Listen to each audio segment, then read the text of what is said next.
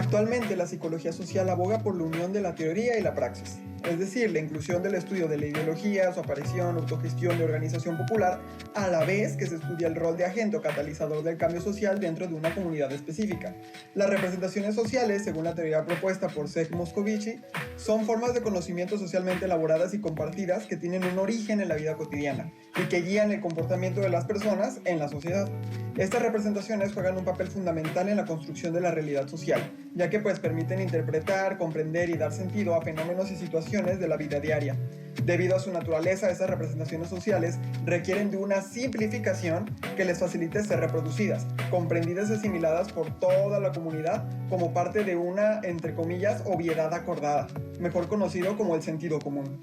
Otra característica relevante es su aparición durante la vida cotidiana, por lo que usualmente siguen una lógica empírica, cualitativa y experiencial antes que una metodología rígida y meticulosa, por lo que desde un marco positivista o cognitivista individual, esta teoría sería inútil para obtener evidencias comprobables de lo que por definición es algo cualitativo.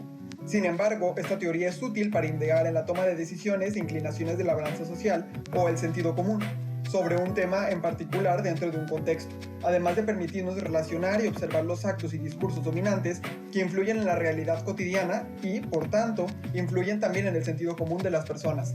En esta ocasión, hablaremos sobre la crisis de personas sin hogar en Estados Unidos, la representación social de esta problemática, las experiencias individuales y colectivas que moldean estas representaciones, la participación de fuerzas hegemónicas en la legislación, protección y represión de la población y cómo los intereses de algunos grupos de poder son satisfechos mediante la manipulación de este discurso y del sentido común de las personas, a través de afectar su vida cotidiana con una problemática y luego ofrecer una solución que acaba por beneficiar solo a quienes ostentan este poder político.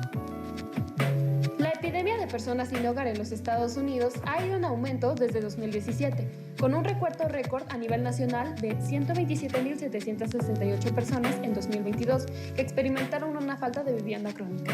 En la actualidad, se estima que el número de personas sin hogar en los Estados Unidos supera los 600.000.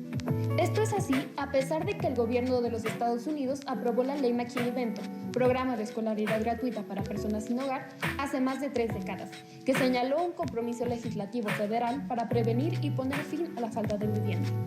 Los refugios temporales para personas sin hogar en todo el país han informado cada vez más una falta de capacidad, lo que obliga a muchas personas a vivir sin refugio en campamentos y espacios públicos. Se estima que el 51% vivió en lugares sin refugio en 2022. El alquiler aumentó a su ritmo más rápido desde 1986, exacerbando una crisis de inasequibilidad preexistentes que dejó aproximadamente a 7 millones de inquilinos de bajos ingresos sin viviendas asequibles. En consecuencia, un empeoramiento de la crisis de desalojos ha provocado un aumento de personas sin hogar. La Guía de los Centros para el Control y Prevención de Enfermedades, CDC por sus siglas en inglés, establece que los campamentos de personas sin hogar no deben de ser desalojados a menos que se pueda proporcionar un refugio no colectivo, por ejemplo, habitaciones de hotel, y, en cambio, deben proporcionar saneamiento y otros servicios en el lugar. Esto condujo a una reducción temporal de los desalojos de campamentos.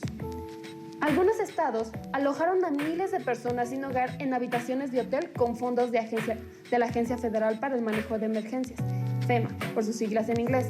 Sin embargo, a medida que la situación empeoraba, las comunidades cercanas recurren a prácticas de criminalización y desalojos forzosos de los campamentos de personas sin hogar, a pesar de la falta de alternativas adecuadas. Aquí vale la pena preguntarse, ¿por qué hay personas sin hogar? Aunque gran parte de este aumento progresivo detonó con la pandemia, la crisis de opioides en el país es a menudo nombrada como la causa principal de esta problemática. Cuando se le pregunta a las personas sobre la causa de esta situación, es común que respondan que se debe a la crisis de adicción a los opioides, además de tener una representación social completamente negativa de las personas sin hogar, denominándolos como irracionales, violentos, erráticos y peligrosos. Sin embargo, la pérdida de ingresos es la razón número 1 por la que los californianos terminan sin hogar. Y la mayoría de ellos dicen que un subsidio de tan solo $300 al mes podría haberlos mantenido fuera de las calles. Esto es según un nuevo estudio de la Universidad de California en San Francisco que proporciona la visión más completa hasta ahora de la crisis de las personas sin hogar en California. En los 6 meses anteriores a quedarse sin hogar, los californianos encuestados ganaban un ingreso medio de más o menos $960 al mes. El alquiler medio de un departamento de 2 habitaciones en California es casi 3 veces mayor actualmente. Y aunque los participantes de la encuesta enumeraron una gran cantidad de razones por las que perdieron sus hogares, más personas citaron la pérdida o reducción de ingresos antes que cualquier otra cosa. Los autores de este estudio dicen que los hallazgos resaltan la idea de que el dinero, más que la adicción, la salud mental, las malas decisiones u otros factores es la causa principal y la posible solución a la falta de vivienda. Y lo cito, esta falta de ingresos y la grave inestabilidad y precariedad de la vivienda tiene efectos indirectos en las relaciones de las personas, su consumo de alcohol y otros tipos de sustancias problemáticas. Es decir, que afecta su estado de salud. Según el estudio, a pesar de que el sentido común refiere a que estas personas no tienen un hogar debido a su consumo y abuso de sustancias, las cifras nos muestran que primero se quedaron sin hogar, situación que les deja vulnerables ante la dependencia de sustancias psicoactivas, y después tomaron estas decisiones que afectan a su salud. El estudio también enfatiza la relación entre el encarcelamiento y la falta de vivienda. Según Alex Vysotsky, investigador principal de políticas de California de la Alianza Nacional para acabar con la falta de vivienda, más de 3/4 partes de las personas encuestadas habían sido encarceladas en algún momento de su vida. Y en los 6 meses anteriores a quedarse sin hogar, el 43% estaba en la cárcel o estaba en libertad condicional. Y la gran mayoría de los que habían sido encarcelados no recibieron ayuda para inscribirse en la vivienda, atención médica o apoyos después de su liberación. Esto también nos hace preguntarnos, ¿cuál es la relación entre las personas sin hogar y estos actos delictivos? Bueno, pues durante febrero de este año se volvieron virales muchas grabaciones hechas con celular de personas sin hogar robando en tiendas de autoservicio y supermercados, mientras que los trabajadores del establecimiento no podían hacer nada al respecto. Dejo un momento al espectador para que analice qué representación social se formó sobre los actos grabados. Así es, un catalizador al miedo y la violencia sobre las personas sin hogar. Estos videos son la consecuencia de reacciones violentas previas de las comunidades locales entre las personas sin hogar, como los desalojos forzosos que mencionamos anteriormente. Como respuesta a estos ataques, se impusieron leyes aún más duras para el asalto o agresión de las personas sin hogar, lo que, sumado a que las grandes cadenas de supermercados se negasen a enfrentar las multas, optaron por responsabilizar al empleado de forma individual por sus actos contra cualquier persona que robe en la tienda, lo que provocó que los trabajadores, ganando el sueldo mínimo y sin respaldo de la empresa, pues optasen por negarse a hacer algo al respecto, salvo grabar con sus teléfonos celulares y compartirlo en redes sociales. Esto solo hizo que la representación social ya negativa de las personas en hogar solo se incrementase, propagando mensajes de miedo y odio entre la población. Mientras tanto, las grandes empresas alientan a la policía y a los fiscales a tomar medidas enérgicas contra los robos. Los cabilderos minoristas dicen que se verán obligados a subir los precios o cerrar las tiendas afectadas, pues se encuentran indefensos para hacer frente a la amenaza que denominan bandas organizadas de ladrones que saquean las tiendas con la intención de revender la mercancía saqueada.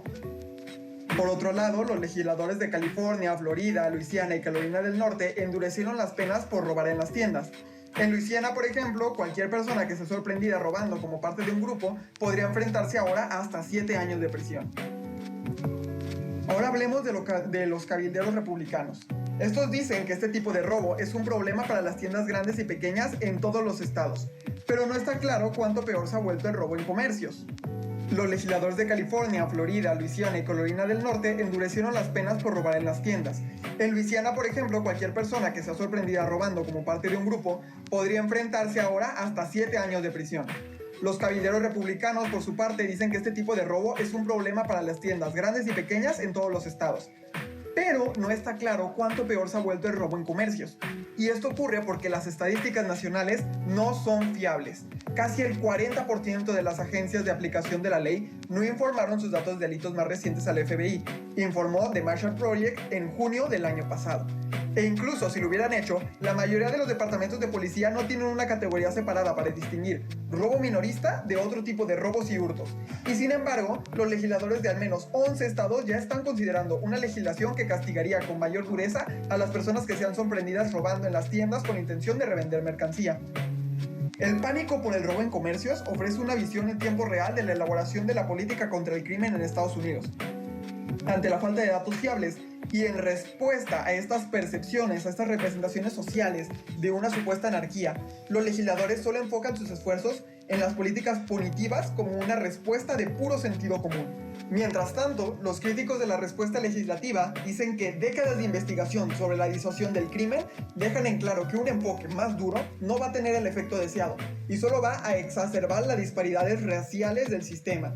No obstante, las personas atemorizadas e iracundas están dispuestas a apoyar medidas autoritarias aunque éstas acaben por transgredir sus libertades entre medias, convirtiendo esta situación en un argumento a favor de la tenencia de armas en el país. Es como los años 90 otra vez, excepto que tenemos 30 años de evidencia de que todo este castigo no nos da nada, dijo Laura Bennett, directora del Centro para el Periodismo Justo, una organización sin fines de lucro dedicada a mejorar la cobertura periodística de temas críticos de seguridad pública. Pero la gente sigue respondiendo instintivamente con las mismas ideas cansadas que sabemos que no funcionan. ¿Por qué ocurre esto?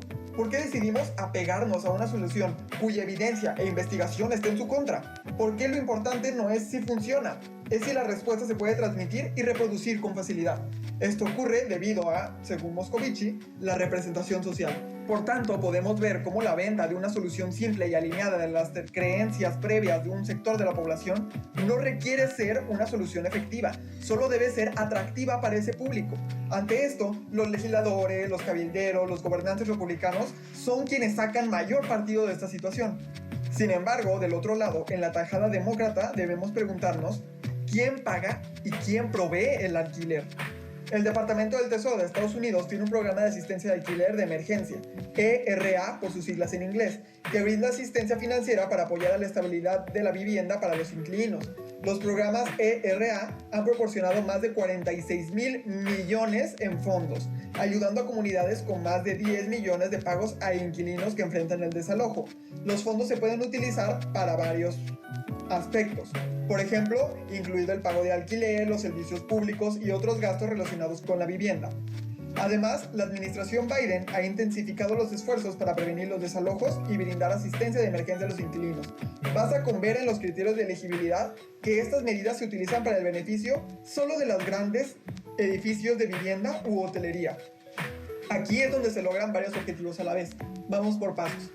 Primero, la inyección económica estatal que se ve reflejada en el PIB y le permite a la administración actual mantener la narrativa de una economía fuerte y sólida. Por otro lado, se supone que un rescate del sector turístico de ciudades como Detroit, las cuales ante las crisis económicas y de seguridad no reciben suficientes turistas para mantener estables los costos, mientras que mantienen el dinero fluyendo en las manos de quienes están afiliados al partido, es decir, de quienes son elegibles, y les permite sacar tajada de la operación de este movimiento de efectivo.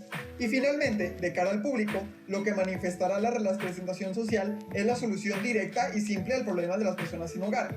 Antes, solo los que van a dormir a la calle, bueno, ahora ya pueden dormir en una habitación de hotel. Claro, aunque de puertas hacia adentro, los espacios sean de hacinamiento, porque si se paga por persona, es mucho más rentable que hayan 8 personas en una sola habitación antes que solo uno.